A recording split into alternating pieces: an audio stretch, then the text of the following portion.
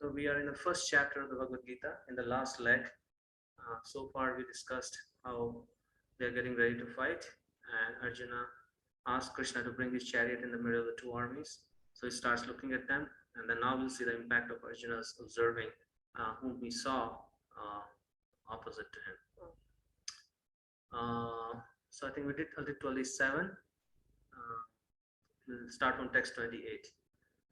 Arjuna said, "My dear Krishna, seeing my friends and relatives present before me in such a fighting spirit, I feel the limbs of my body quivering and my mouth drying up." Text 29. My whole body is trembling. My hair is standing on end. My bow, Gandiva, is slipping from my hand, and my skin is burning. 30. I'm now unable to stand here any longer. I am forgetting myself, and my mind is reeling. I see only causes of misfortune, O Krishna, killer of the Kesi demon. So we can see how Arjuna is quickly unraveling here. Text 31. I do not see how any good can come from killing my own kinsmen in this battle, nor can I, my dear Krishna, desire any subsequent victory, kingdom, or happiness. So Arjuna is seeing that he doesn't want to face this situation, and he's setting the ground for an exit. He's setting up his exit door here. O Govinda, of what avail to us are a kingdom, happiness, or even life itself, when all those for whom we may desire them are now arrayed on this battlefield? O Madhusudana, when teachers, fathers, sons, grandfathers, maternal uncles, fathers-in-law, grandsons, brothers-in-law, and other relatives are ready to give up their lives and properties and are standing before me, why should I wish to kill them, even though they might otherwise kill me?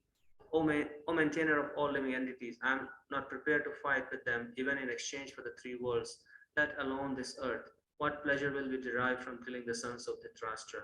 It's so interesting, right? It sounds like such a noble thing. Yeah. And right at the end, it gives it away. What pleasure will be derived? Right? Yes. Like all this while, you're like, okay, this is like and he is, of course, but just in terms of looking at it objectively, yes. These are arguments. It's like, I would not do this even for this, and even if they killed me, that's all right. And then the last line goes, what pleasure will we derive from killing the sons of Dhritarashtra? So he's kind of including Krishna also into his reasoning indirectly. Instead of saying what pleasure will I derive, he says will be derived. Because he's talking to Krishna, and these verses are like what's in it for me kind of verses. He's just thinking, what will I get out of this battle? Text 36. Sin will overcome us if we slay such aggressors. Therefore, it is not proper for us to kill the sons of Dhritarashtra and our friends. What should we gain, O Krishna, husband of the goddess of fortune? And how could we be happy by killing our own kinsmen? So, it's sometimes when we're reading this, and we are going to talk more about this, it seems like, yeah, of course, but that's kind of where the Bhagavad Gita, that's the tension of the Bhagavad Gita. That, right there, like in any good movie, you have, the stronger the tension, the conflict, the more, the more fun it is actually to understand the resolution. So Krishna, right in the beginning, is building up this kind of tension and conflict. Like on the one hand, it seems like, yeah, of course, this is how I would think, right? What's wrong with this? And yet there's a problem there, and that problem is so subtle that only Krishna can actually identify and bring it out. So here Arjuna is worried about, first he was worried about his pleasure, and now he's worried about getting karmic reactions, sinful reactions. 37, 38. O Janardana, although these men, their hearts overtaken by greed, see no fault in killing one's family or quarreling with friends, why should we, who can see the crime in destroying a family, engage in these acts of sin? So again, sin is the reasoning here. And that's kind of where we get so caught up. Yeah. In like, okay, what is good, what is bad, what is sin, what is non-sin. So 39. With the destruction of the dynasty, the eternal family tradition is vanquished, and thus the rest of the family becomes involved in irreligion. When irreligion is prominent in the family, O Krishna, the women of the family become polluted, and from the degradation of womanhood or descendant of Vrishni comes unwanted progeny. So he's concerned about the well-being of the society and how this battle will lead to unstable families, broken families, and single parents, and he doesn't want that. 41. An increase of unwanted population certainly causes hellish life for both the family and for those who destroy the family tradition. The ancestors of such corrupt families fall down because the performances for offering them food and water are entirely stopped. So this is a practice in the Vedic culture where uh, uh, the family members who are left behind, they offer worship to Lord Vishnu and offer that sacrificial uh, remnants to the departed families who benefit from such offerings. Mm. And these are all valid, these are very valid. Like, yes, of course, whenever something like this happens, then, the women, are left, helpless. And, and as a result, so much happens, right? So much turmoil actually does take place. Yeah, he's concerned about the protection of the women, vulnerable the section. vulnerable section of the society. Yeah. 43. 43. O Krishna, maintainer of the people, I have heard by disciplic succession that those whose family traditions are destroyed dwell always in hell. So again, his concern for, the outcome is he's really, focused on the outcome, that how it's going to impact. And he doesn't even know, like if you think about it, he doesn't know what the outcome is going to be. Right? But he's, he's just really thinking, projecting and saying, well, this may happen or that may happen. And then if this happens, then that'll happen. Right. Yeah, and he's concerned about the well-being of everybody, which is a very good quality. He's not just thinking about, he's thinking about himself, but he's also thinking about others. Yeah. 44. Alas, how strange it is that we are preparing to commit greatly sinful acts. Driven by the desire to enjoy royal happiness, we are intent on killing our own kinsmen. Text 45. Better for me if the sons of Dhritarashtra, weapons in hand, were to kill me unarmed and unresisting on the battlefield. 46. Sanjaya said, Arjuna, having thus spoken on the battlefield, cast aside his bow and arrows and sat down on the chariot, his mind overwhelmed with grief. So we'll see Arjuna's breakdown here, and him trying to crawl out of that breakdown by thinking of reasons not to fight, and he's presenting ethics, he's presenting his own well-being, his own sinful reactions that he has to incur, the well-being of others, the well-being of tradition, religion, society, karma, everything he's bringing in. And then there is this attachment, yeah, right? Because he loves his family members naturally, and the family members loved him too. So not the Kauravas, but the others, and so it's very natural. And yet, by presenting all these arguments, his mind is still not pacified. Like generally, when we go through some reasoning, then we want to come home, right? We want to finally go through our reasons and then come to a place and say, yeah, now this makes sense. But in his case, it's actually making no sense to him. And he's getting even more tangled up in these reasons. Like, yeah, but then I'm feeling depressed. Like, I don't know what to do. So he's kind of wanting to go ahead with his decision, and he's kind of broken up, and he wants to kind of not fight. This is Arjuna's. So inaction, right? Yeah. He's actually choosing, because sometimes this may happen to us also. Like I just don't know whether I should go right or I should go left. So it's paralysis through analysis. Paralysis through analysis. Right? It's like I'm just going to stand on the crossroads. I'm not going to go this way. I'm not going to go that way because I'm so indecisive. And so that's what's happening to Arjuna. That he's just like in a state of limbo. And doesn't know how to come out of it. So we can see this in the first chapter itself. The Gita begins with an unresolvable ethical conflict. Should he fight or should he not fight? And what is the right thing for him to do? I guess the intuition says that he should not fight, because what's the point of killing so many people? Actually, it's interesting that if we are to see the Bhagavad Gita on this ethical plane, then none of us, actually, or all of us, can sit together and never resolve this. Because one could argue on both sides, and that's actually what is happening in the world right now.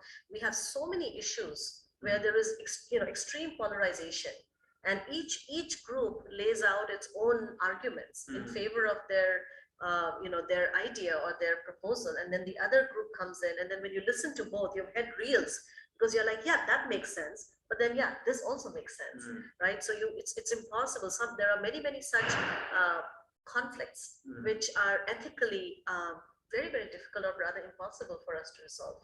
So I guess kind of presents the limitation of ethics and other tools that we may have to resolve conflicts. So we already talked about this in the last session. Arjuna is kind of focusing on the important and urgent situation, the first quadrant, and he's kind of neglecting the third quadrant, sorry, the second quadrant, which is not urgent and important. Can I just 1 second quickly just make sure? Yeah, we are okay. Sorry. Okay, let's share it. I just wanted to make sure that the charger was on. So anyways, this is Arjuna's existential crisis. It seems like he's maybe going the right direction, but just the fact that just before the battle is about to begin, and he looks at everybody and then he just freaks out and he says, I'm not going to fight. This is like, we can't even imagine what kind of shock waves it sent throughout the battlefield, because they were just about to charge. It's like you get in the car, you start the car, you put your feet on the gas pedal, okay, I'm about to go. And just at that point, Arjuna says, no, no, no, no, no, no. Wait on. We stop. I don't want to fight. And Pandavas are shocked. Kauravas are Happy. very happy that, oh, Arjuna is not going to fight. So nobody can fight from there. So they will lose. And but some real mysteries unfolding. And I guess here. we also have to understand a bit of the cultural context here, that in those times, for a warrior class, to say that they're not going to fight, it was like, it's better for us to die, to lose and to be killed on the battlefield than to show our back and walk away from the battlefield. It was like, dishonor is worse than death. Arjuna had never backed away from a fight in his entire life. This is the first time. So this is huge. Yeah. This is huge, for him to like take this and say, all right, it's like, like imagine like you have a big Super Bowl or some. Right, the quarterback steps down and say, okay, Tom Brady, I'm just retiring. Yeah, I'm out of here, right? So it would just leave like the whole, and everyone's like looking, right? There's like the stadium is filled, packed with people. Yeah. That's actually true. Everyone was watching this, the son Dhritarashtra, even though he was not there, he was actually hearing it. This was like live telecast going on for him. So it's like, oh my God, what just happened? And so this is Arjuna's situation. And really what is happening is that as he is on the threshold, he is at this, so he's at the edge of life and death. And it is described that when people are at that point, when you meet your mortality, then sometimes your entire life flashes in front of you. So we just wanted to share this, like really, it's a kind of a cool little video about, it's an animation where we see that as this man is, falling.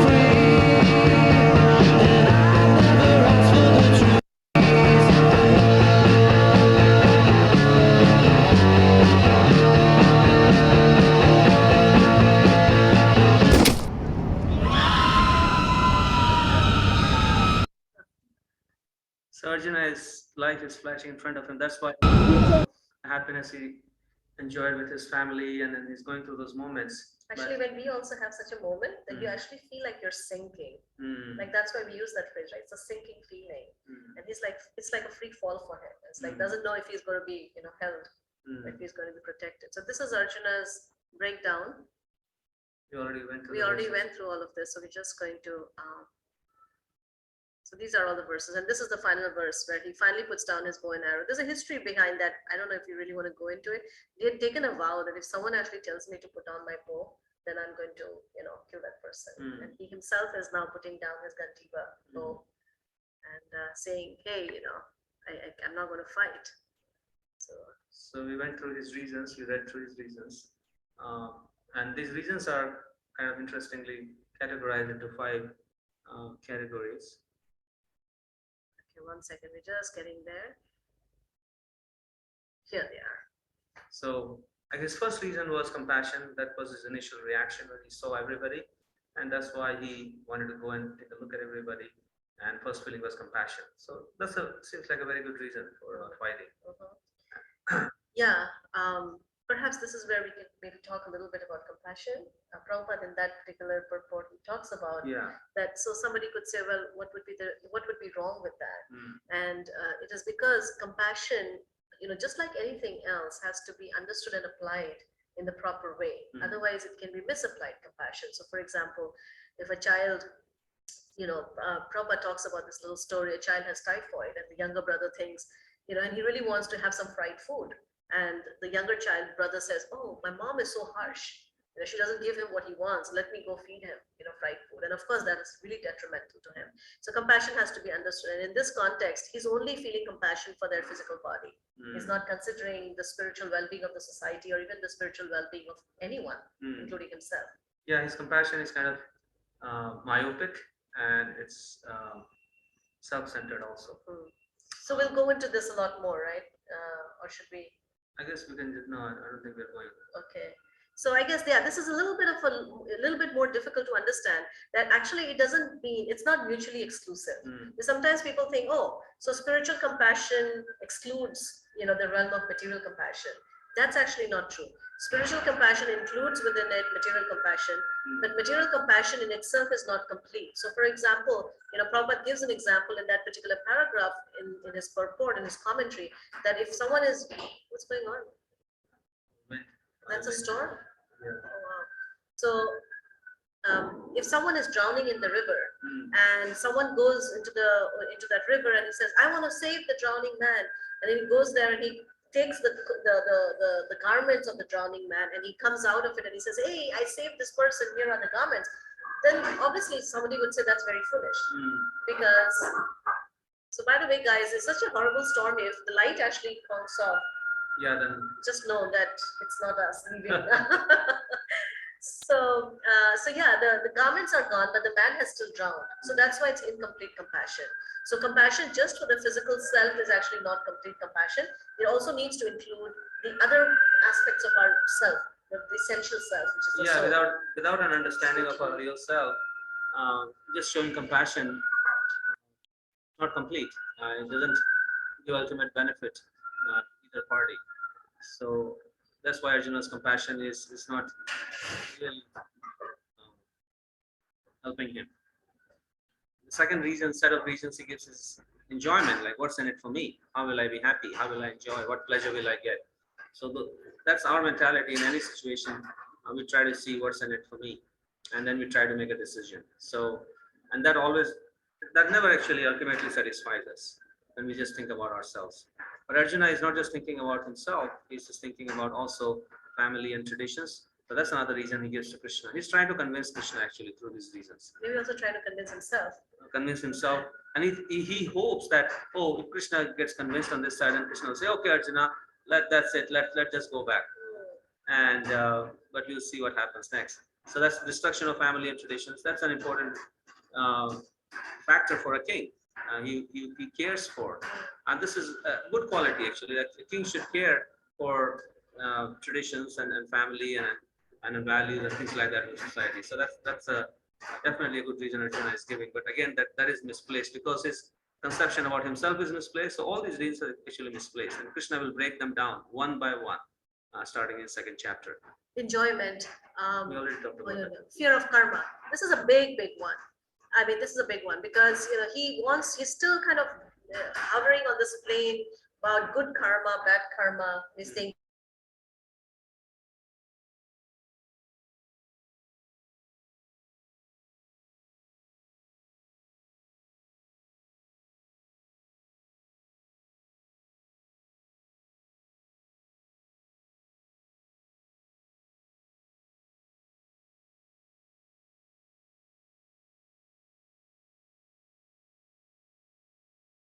So the fear of karma, right? So that's, huh? Is there a problem? No, Mataji, just start recording. Yeah. So the fear of karma is, again, Krishna is going to talk about karma. It's going to talk about, is inaction really the way to do it? So, this is a big question that we're going to deal with in great detail. That what should one do about karma? Is walking away a solution? Or is just sitting down in one place and saying that, hey, if I don't engage in good and bad actions, then I'm free. So Krishna is going to speak about that, the yoga work which kind of hopefully will reconcile that for us. And then And finally, it's indecision. Arjuna is actually very confused about, and that's what happens when we employ our material intelligence and material conception of ourselves. Then coming to a decision becomes very hard, and this is what Arjuna's situation is. So he will um, explore this further in the second chapter. But Arjuna is caught between the two dharmas: his dharma for his body and his who he is as a king, and he's also caught between the other side of the dharma, which is the spiritual self, which is calling for a higher call of action. But Arjuna is unaware of that. yeah, so this is like a, this is kind of where we may find ourselves too.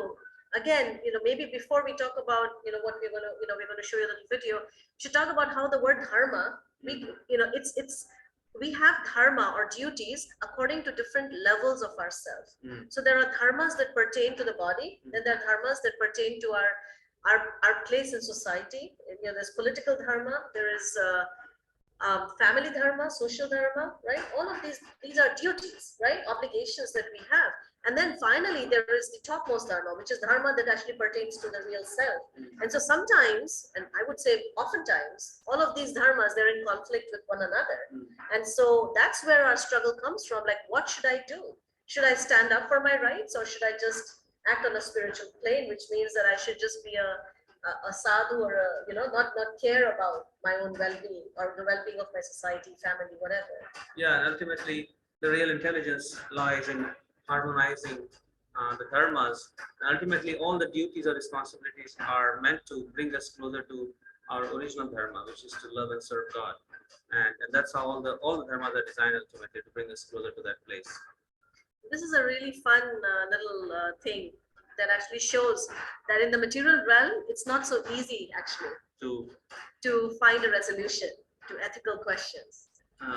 Did I share the sound? I don't think you did. Can you guys hear the sound? No You problem. guys, A runaway train is Yeah, heading I toward workers on a railway line. There's no way of warning you, but you're standing near a lever that operates at points. You switch the points, and the train goes down a spur. Trouble is, there's another worker on that bit of track too, but it's 1 fatality instead of 5. Should you do that? Many people think the right thing to do would be to switch the points, to sacrifice 1 to save 5, since that produces the best outcome possible. Now imagine the train heading for the workers again. This time it can only be stopped by pushing a very large man off a bridge. His great bulk would stop the train, but he'd die. Should you do that? Most people say no. But why not? Both thought experiments are cases of sacrificing 1 to save 5. What the trolley problem examines is whether moral decisions are simply about outcomes, or about the manner in which you achieve them.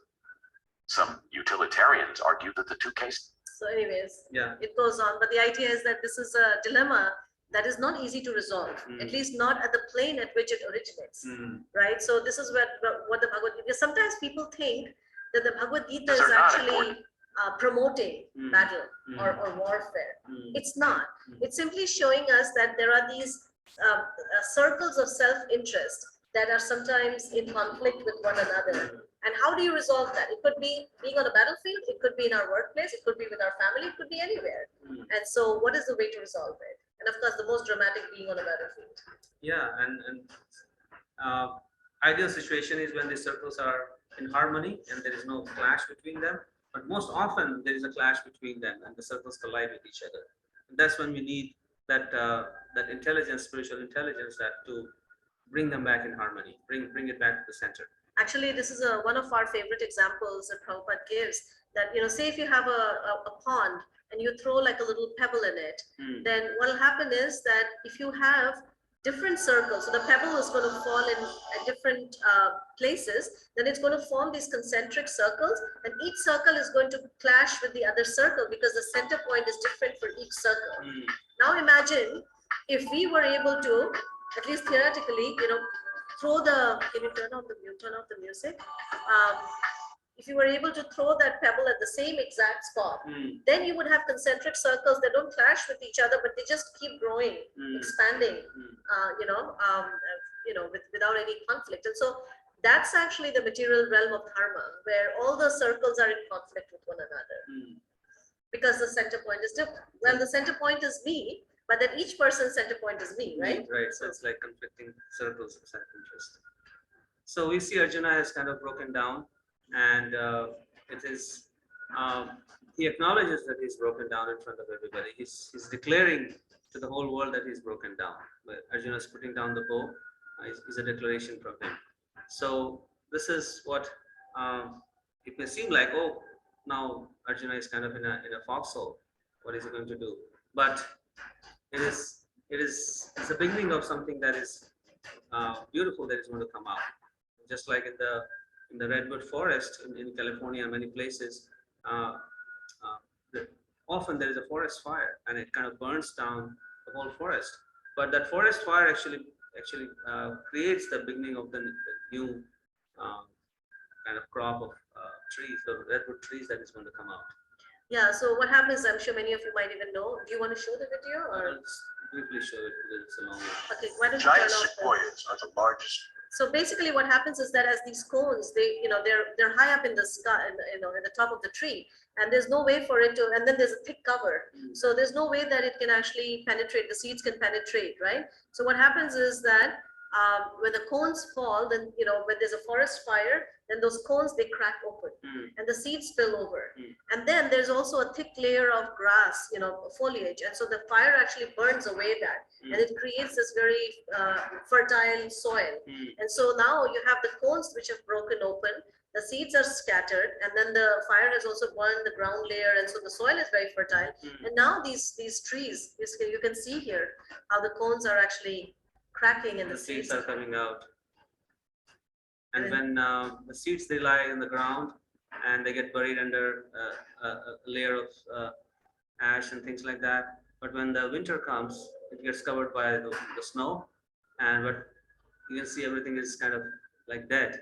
But it's not that. But when the spring comes, when all the snow melts and it provides a rich, moist soil, and all the nutrients from the ash, they kind of provide the minerals for the seed to grow, and then the seed starts growing. It grows into like such a massive, beautiful tree, right? Yeah. So in the same way, the Bhagavad Gita is actually a book of encouragement and hope, and it's showing that whatever difficulties we may be going through, whatever fire that we may be going through, but not all fire, this fire can also allow for the seed of something deeper to sprout within our heart. And if we can see it in that way, then we actually experience a tremendous amount of joy even as we go through this fire. So we'll see this new Arjuna will grow out of this.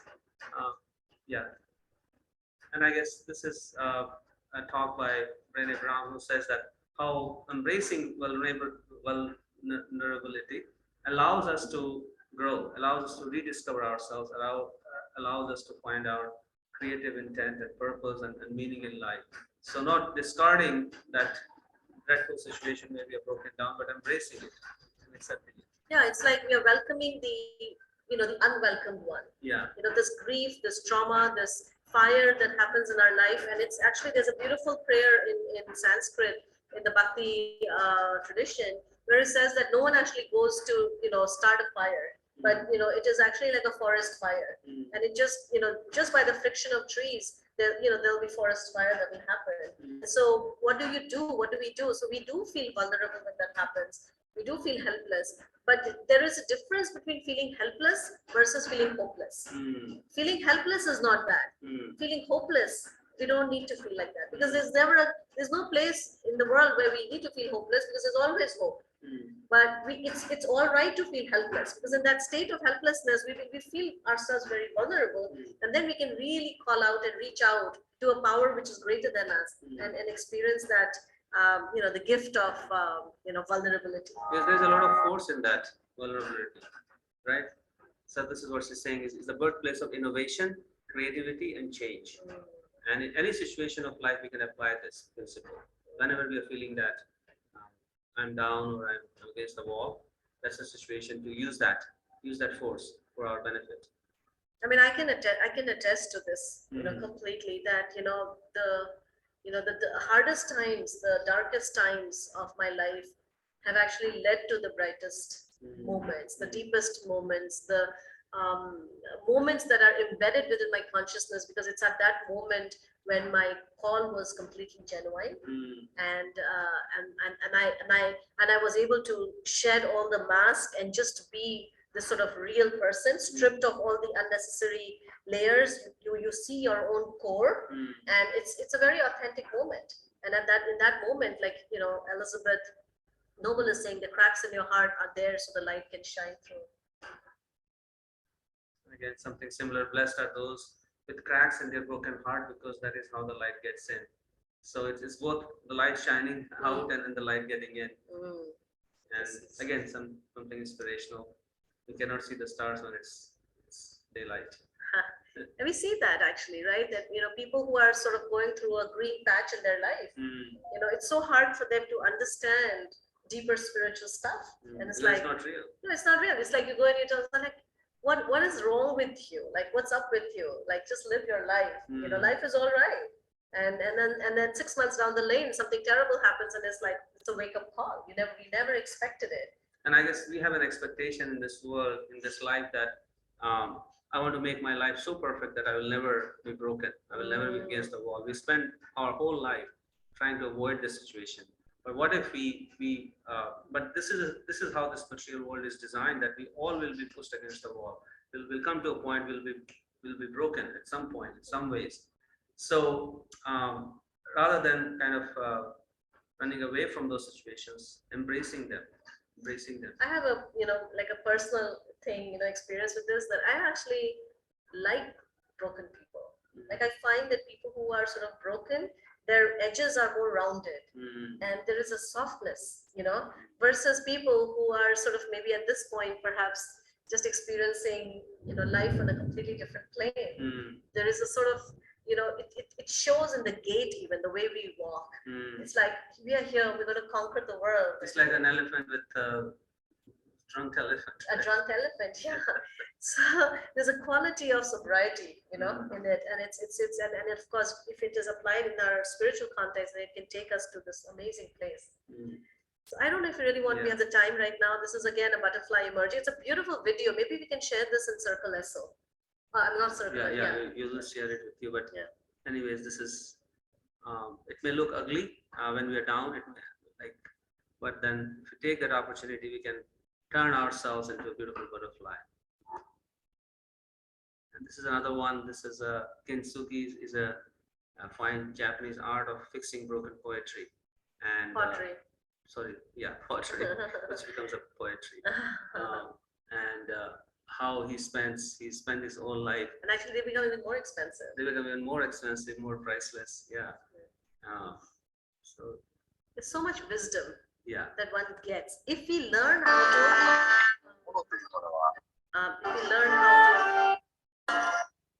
If we learn how to deal with a trauma or a crisis is actually a great opportunity that should never go wasted. If we take that and we use it as a stepping stone to to nurture our life of bhakti, it's the greatest fertilizer. Oh, you want to? No. Yeah, so that we can finish this section. So this is Viktor Frankl. We already discussed this last time, but these are the broken moments, are the moments where we can really search for. We are pushed to search for the real meaning of our life. And without that purpose, we are anyways broken, but we don't realize we are broken. And also, I was just thinking that actually Arjuna's crisis is really a crisis of purpose. Yeah. It's a crisis of purpose. He's standing there and he's thinking, what for? Why do I need to do this? Why should I do it? Why would I even do this? And all he's seeing is, as he's exploring, is like all he's seeing is just negatives. And so it's really, and this is actually a fact that if we don't have a purpose, then nothing makes sense, right? Our suffering doesn't make sense. Our happiness doesn't make, nothing makes sense. Our achievements don't make any sense. Yeah. Our failures don't make any sense. Yeah. And here, Viktor Frankl, by the way, is a person who was in a concentration camp, and he saw the worst of human suffering. And he says that the people who survived those concentration camps are people who actually had a purpose, who could see beyond the concentration camp and had some vision for himself. He says that I used to visualize that one day I would be, standing in an auditorium with lots of people and telling them about human suffering and the way out of it, and hope and optimism and stuff. And later he actually came up with this sort of therapy, which is called logotherapy, which is therapy through purpose. So anyways, this is a famous quote: to be or not to be. For Arjuna, this is whether to fight or not fight, whether it's nobler in the mind to suffer the slings and arrows of outrageous fortune, or to take arms against a sea of troubles, and by opposing end them, to die, to sleep. That's his question. What should he do? Should he go this way or that way? Yeah. And I guess you cannot solve this problem with this. No amount of reasoning with the same consciousness that created it. So that's what what Einstein actually hit upon, something that was really, really powerful. That we cannot solve if we simply try to see the Bhagavad Gita on this sort of mundane dharmic or morality platform, then we will actually get lost, and we will actually walk away from the Bhagavad Gita thinking that if how can a book actually speak about battle, promote war?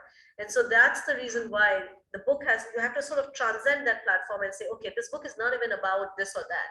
It's not about the good and the bad. It's not really dealing with war or not war. It's dealing with something on a completely different plane, which can be applied in all situations of life. And right off, the second chapter, Krishna is not going to answer this question of Arjuna's crisis by saying you should fight or you should not fight. He's going to take him on a completely different trajectory, and he's going to talk about, before you even talk about this, one has to know who I am. And what is consciousness? What is dharma? What is karma? You're talking about karma. What is karma? So, many times we talk about so many different things, but we have no idea what is suffering. What's the cause of suffering? Is there a way to transcend suffering, right? So all of that is going to be discussed in the rest of the Bhagavad Gita. It's basically dealing with these kind of questions. And so first chapter kind of brings us to that point of like great curiosity, what's going to happen now, and something that we can all relate to in our lives. So we'll stop here. We'll take comments, reflections, questions, any challenges. And actually, most of the people, when they pick up the Bhagavad Gita, the first chapter is where they mostly drop out. Because the first chapter is so overwhelming, and sometimes it's like list of names and what's going on, and it's like hard to really, but both of us, we find the first chapter to be very fascinating. It's very relatable. Yeah. So we'll take reflections from all of you now. Hare Krishna. I was just thinking about the question around can all problems be solved with ethics, and asking the question like, are we looking for the right answer, or are we looking for the right way to solve the answer? I was just thinking like, if Arjuna had suppressed his doubts, and if he had said, you know what, I'm having these doubts, but I'm a warrior and I should fight anyway, like, what would have happened? And we first of all, we wouldn't have the Gita, but then we also, like, he may have been full of doubts and so distracted while fighting, maybe he wouldn't have done a good job, maybe he would have died.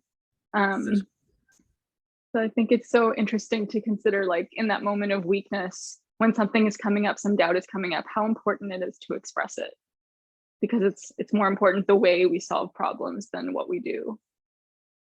Such a good point, Aditya. I absolutely love your point. And it's so amazing. Yeah, it's, in order for us to walk on a solid ground, we have to take this time to think. And actually, we didn't talk about this, but when a warrior actually shoots an arrow, right, there is this moment where he pulls his bow back, the strings of his bow back, and he pauses. And that pause is actually very, very powerful. And that's what Arjuna is doing. He's pausing. Yeah. And then once he has resolved this within himself, then his actions are going to, it's going to be on a very, because he is going to lose a lot of people. Imagine if he had gone through without this and then lost his son. Yeah, he was going to lose people anyways. He would have been an angry, bitter, traumatized, person who would have hated, And blamed it all on Krishna. He's already blaming it on Krishna. Yeah. Nice. Anybody else? Hare Krishna. Yes, Devi, go ahead. So I can relate to the idea of like broken heart. When you have a broken heart, that's when you try to find purpose or try to reconnect with God.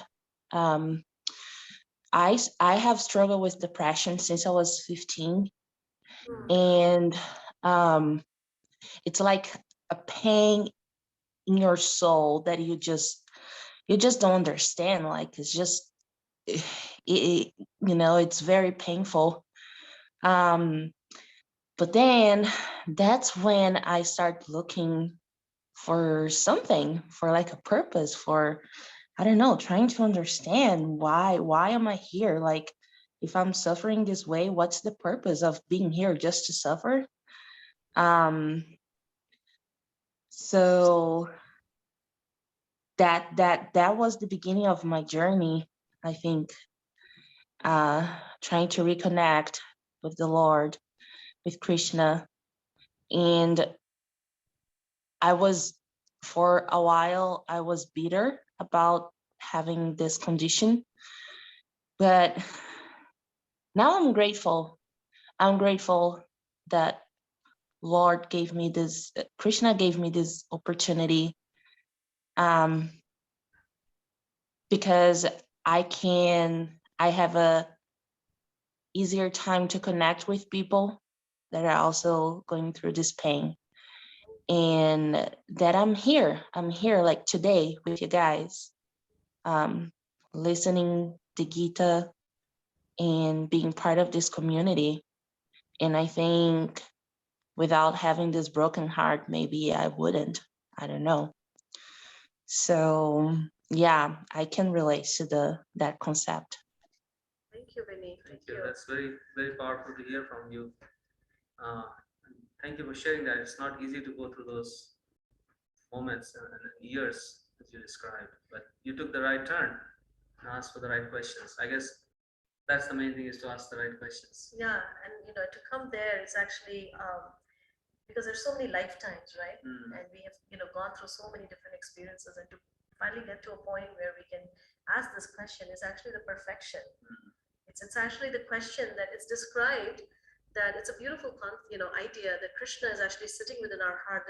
There's a verse in the Upanishads that says there are two birds within the tree of the heart, and one of the bird is just busy eating the fruits, and sometimes the fruits are sweet, sometimes it's sour or bitter, and the other bird is just sitting there patiently.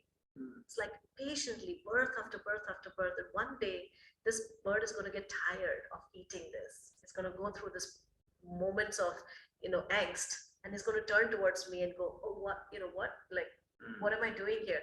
And for that, Krishna has been waiting forever, for eternity. So when a living entity, after going through suffering, actually turns and just asks the simple question, why? It's powerful. I guess the whole world is designed in such a way that we all come to that point and ask why. At some point. At some point. In this lifetime, next lifetime. Yeah. It's the universe is designed in such a way that there is, I don't know if you guys have ever seen in India, there is this it's a stone grinder which grinds wheat kernels, and they make flour out of it, right? So it's like a hand grinder. It's a hand grinder. So it's got a little stick, and then there are two pieces of stone, and you put the grains between those two pieces of stone, and then you grind it. And so it doesn't matter, like some grains might be thinking, okay, I have escaped the grind, but there's no escaping it, right? Each kernel is going to go through the same grind. Yeah. Sooner or later. As it enters, the grains are not ground, but those grains might be thinking, oh, look at that. He's already powder. I am like, oh. Thank you. Anybody else? हरे कृष्णा माता जी, हरे कृष्णा प्रभु जी। माता जी, जब रामचंद्र जी का जन्म हुआ था तो उन्होंने बताया कि रिश्ते ही सब कुछ है। जैसे उन्होंने पिता के उसके लिए घर छोड़ा, प्रजा के लिए पत्नी को छोड़ा, और मतलब रिश्ते ही, मतलब उन्होंने रिश्तों को ही बहुत वो दी, महत्वता दी। जब कृष्ण भगवान की बात आती है तो उन्होंने हमको अपने ही मतलब बहुत कॉन्फ्लिक्ट करता है कि वो रिश्तों के लिए वो सब कुछ छोड़ दिया, उन्होंने अपना सारे सुख छोड़ दिए, और यहाँ रिश्तों के लिए आपस में ही हम लड़े और आजकल सभी अपने आप को अर्जुन समझते हैं कि मैं सही हूँ। तो क्या ये कैसे हम उस जगह अपने आप को रख सकते हैं? किस किस चीज़ को हम आप समझ पा रहे होंगे मैं क्या पूछना चाह रही हूँ? Yes, so thank you. Let me repeat the question. The question is that in Bhagavad Gita, it seems, she's comparing this to Lord Ramachandra's incarnation, where it seemed that he was, he left the kingdom for his father because his father had made a vow. But in this pastime or this incarnation, we see that, there's a quality of detachment that is being talked about. And it can be, and I think you're right, Rachna, this can be misunderstood. It can definitely be it doesn't mean that for our own selfish reasons we put up a fight with our family members over property, we take them to war or whatever. Again, one cannot see these activities on a mundane plane. I guess that's why you have to understand who am I. Trying to understand Lord Ramachandra's pastimes and activities and why he did what he did, what Lord Krishna did, because there's no difference between Lord Ramachandra and Krishna, they are the same person. So why they are acting in this way in Rama Leela, and why is the same person acting in a different way here? What is relationship? As you said, relationships. Lord Ramachandra did everything for relationships. What is the meaning of that relationships? Who are these people with Who are these people with whom he's interacting? And who are these people whom Krishna is asking? So all these questions, we cannot really resolve them until we understand who we are, until we fully understand who God is and what our relationship with them is. Only when we are fully conversant with those topics, then only we can start to understand. That's why Krishna doesn't start giving Arjuna any answers. He takes him to the basics. That Arjuna, you're talking like a very learned person, but you're talking like a fool. So this is what our state of being is. When we think of this and that without really proper understanding, we are not really speaking anything logical. So first we have to understand what soul is, and then also realize what soul is, and then realize our connection with God. Then we can ask questions about the activities of God. Actually, the pastimes or the activities are like PhD level. Yeah. And there is no way we can understand these activities without first understanding the ABCs. Like say if I want to go to school and I suddenly have an older brother who's maybe doing calculus, right? And I say, okay, why are you using the same letters? Or why are you using like I think there's a famous example given by one of our teachers that, like one mother, she employed a tutor to teach her son.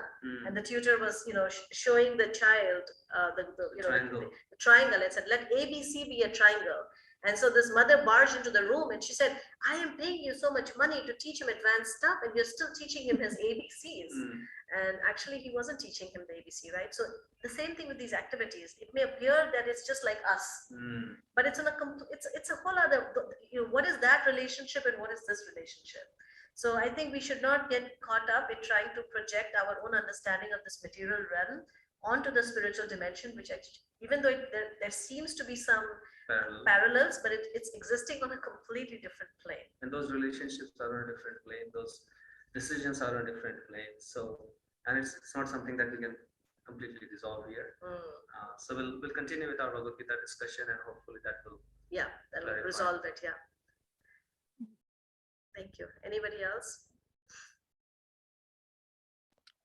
Yeah, Hare Krishna. I just wanted to, when we were watching the video about the broken pieces of pottery being put together, the line that stood out to me in that video was that nothing is really broken. So I was just thinking that, is it our perception that we, perceive that, that something is broken, or, maybe they're just stepping stones, and that's how we need to look at that instead of. You're muted. Yeah. Sorry. Yeah, I was saying that, if we need to actually perceive them as stepping stones versus, broken pieces. Yeah, absolutely. I think you hit the nail on the head. Yeah, brokenness, actually real brokenness is this illusion when we think that we have everything under our control. That we're not broken. That we're not broken. That is actually the real platform of, that is a greater tragedy actually. this is actually, this actually opens us up to newer realities. The other experience, it's interesting in the second chapter of the Bhagavad Gita, Krishna is going to talk about tolerating both happiness and distress. And I have always found it very fascinating that, yeah, we always talk about tolerating distress, but tolerating happiness. And then over the years, I've come to appreciate the fact that it's sometimes more difficult to tolerate happiness because it really, really Gets into your head. it spins you around. It's like intoxication or something. It's just kind of, you don't know, where you are. It's like somebody who's drunk and they're just walking towards a cliff, right? And they think life is good. I'm just enjoying it. And the person like who's saying, he say, oh, he's just about to drop down this steep valley. So feeling good in this life or life is good is kind of a. But it also doesn't mean that a devotee is necessarily like a sort of unhappy, like, okay, life is terrible. No, Right. because there is a positive alternative. I mean, you'll see the devotees are actually very happy, jolly, optimistic, hopeful people. Right. The only difference is that they are putting their money where actually there is hope, Yes. right? They're not betting on the wrong pile, Yeah. right? And so therefore, they're actually the freest and they're happiest and they, they're fearless. Because they're walking on a solid platform. Yeah, so when we were watching the video about the person falling down and the cliff, and then all those memories, the happy memories start flashing before his eyes. So in some way, like the thought came to me that we're also like holding on to these happy memories, as when we are going through difficult times, we kind of hide behind those happy memories just to get through. But somewhere deep down we know that that's not enough, that's not permanent. That is true. And I guess modern times with all the social media stuff, it's so easy to hide behind happy selfies and right. It's like we can just create a whole story about ourselves, Hide behind or stand in front of those. Christine, I think I saw you. You had unmuted yourself. If you want to go ahead, and that'll be our last. Hi, I know we're just about out of time here, but I was just thinking, what you said at the end about how a lot of people come to the first chapter of the Gita and then they're like, well, no, like this isn't for me, or, whatever. And I mean, if I can see, and part of myself too, sort of, coming from a Judeo-Christian background where we have the 10 commandments and it's, thou shalt not kill. And like, that's the end of it, So this idea that, God would be, like entertaining that killing is anywhere within the realm of okay is, really hard to kind of get your head around, and that there's not even this like a rationality or a discussion of like, well, I'm killing for these good reasons. Like that's not even part of the story. It's just killing or not killing. And so it is like so completely different, I think, from, so many paradigms of right and wrong and, how we go about trying to make these decisions. So yeah, I just wanted to share that. It's true. It's something that's very, very difficult to understand, at so many levels. And I was thinking that it's almost like he's forcing us to get to a point where we cannot resolve this with just good and bad, right or wrong. You have to get on a completely different paradigm and realize that it's not at all about the battle or the war, because just like Krishna, and I'm kind of giving away, but at some point Krishna will show that actually everyone that you're going to kill has already been killed by me. So it's kind of it'll take us into a whole other dimension and hopefully allow us to get off this mundane platform of the world of duality where something is right, something is wrong. This constant polarization. And therefore, Krishna chooses this very controversial topic, this about killing so many people, right? He could have chosen to speak Bhagavad Gita at a different time, in a hermitage, or probably we would have never paid attention to, okay, another set of teachings. But because this topic is so like, okay, what is God doing here? Yeah. We are forced to pay attention to this whole teaching. All right. So Okay, thank you so much. So wonderful to have you. And I guess Somebody will, who's leading the meditation today? Yeah, I can do the chanting. Perfect. Thank you, Amrita. Thank you, everybody, for joining. Thank you, Guru Shankar, Eric. Thank you. Hare Krishna. Pastor Fanny.